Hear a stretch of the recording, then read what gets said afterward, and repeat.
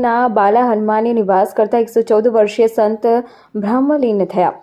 ફળાહારી બાપુ તરીકે વિસ્તારમાં ઓળખ ધરાવતા પૂજ્ય સંતે ક્યારેક અનાજનો દાણો ગ્રહણ નથી કર્યું। શનિવારે સમાધિ અપાશે। માંડલ તાલુકાના દાલોદ રોડ ઉપરના શેર ગામ નજીકના બાલા હનુમાનજી દાદાનું પૌરાણિક મંદિર આવેલ છે। આ બાલા હનુમાનની જગ્યામાં વિસ્તારના પ્રસિદ્ધ કથાકાર પૂજ્ય રાજેન્દ્ર પ્રસાદ શાસ્ત્રીજી એ અનેક રામકથાઓ ભાગવત કથાઓ કરેલી। શાસ્ત્રીજીએ આ જગ્યામાં આવીને જગ્યાને નંદવંદન જેવી બનાવી અહીં આશ્રમ, ભક્તો માટેની બેઠક વ્યવસ્થા તેમજ કથા મંડપ સહિતનો વિકાસ કરાયો હતો।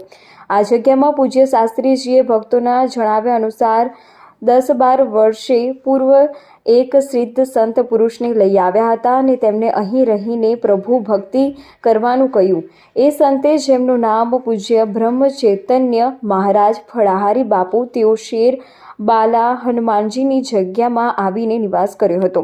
આ સંત પોતાના અમદાવાદ ખાતે આવેલા સંન્યાસ આશ્રમ, ત્યારબાદ કડી તાલુકામાં આવેલ વિસદપુરા આશ્રમ રહેતા હતા અને તેઓ એક દાયકા પહેલા માંડલ તાલુકામાં આવી ગયેલ હતા।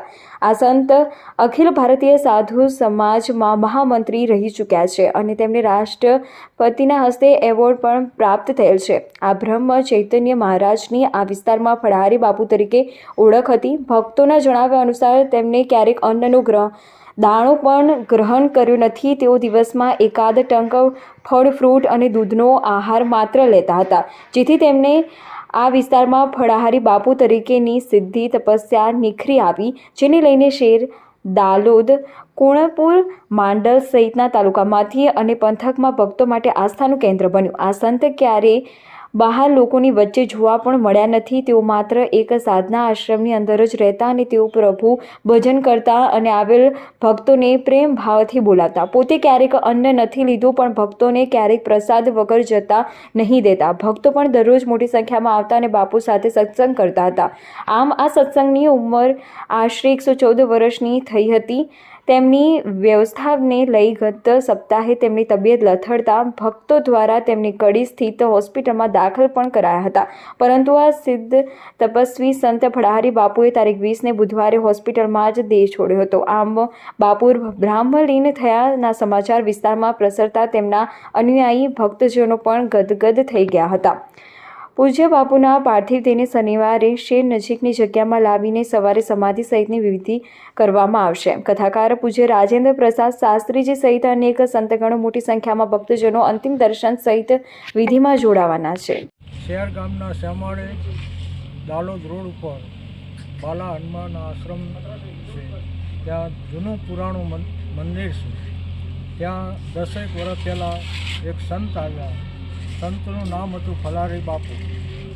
તે અનાજ જિંદગીમાં લીધું નહોતું, તેમને દૂધ ઉપર ને ફળહાર ઉપર રહેતા હતા અને અનાજ 5-6 દિવસ પહેલાં એમની તબિયત થોડીક બગડી, કડી હોસ્પિટલ ભાગ્યોદયમાં દાખલ કર્યા અને ત્યાં અંતિમ ક્રિયા એમને દેહ છોડી દીધો અને તેમની સમાધિ શેર આશ્રમમાં લેવાની છે। 23 તારીખ સવારે 7 વાગે શનિવારે સવારે જે ભાવિ ભક્તને દર્શનનો લાભ લેવો હોય તે 23 તારીખ સવારે 7 વાગે શનિવારે આશ્રમ પર આવે। સોચ ન્યૂઝ મહેન્દ્ર ગજ્જર, માંડલ। એવી મારી નમ્ર અને અરજ। શેર ગામમાં આવેલ બાલા હનુમાન મંદિર, ત્યાં જે ફળાહારી બાપુ અહીંયા રહેતા હતા, તે દેવલોક પામ્યા છે। તે આ વિસ્તારમાં કેવો શોકનો માહોલ છે અને સમાધિ માટે કેવી તૈયારી છે, તે આપના નામ પરિચય સાથે જણાવશો। પટેલ તરસિંહભાઈ ભગવાનભાઈ મારું નામ છે। હું અહીંયા સેવા કાર્યકર કરું છું અને બાપુની અનાચક તબિયત બગડતા ભાગ્યોદય હોસ્પિટલ કડીમાં દાખલ કરેલ અને ત્યાં કાલે એમનું દેહ વિસર્જન થયું અને એમની સમાધિ શેર આશ્રમમાં લેવડાવવાની હોવાથી અત્યારે અહીંયા કામ ચાલુ છે। સમાધિનો ખાડો તૈયાર કરવામાં આવે છે અને બાકીની વ્યવસ્થા કરવામાં આવે છે।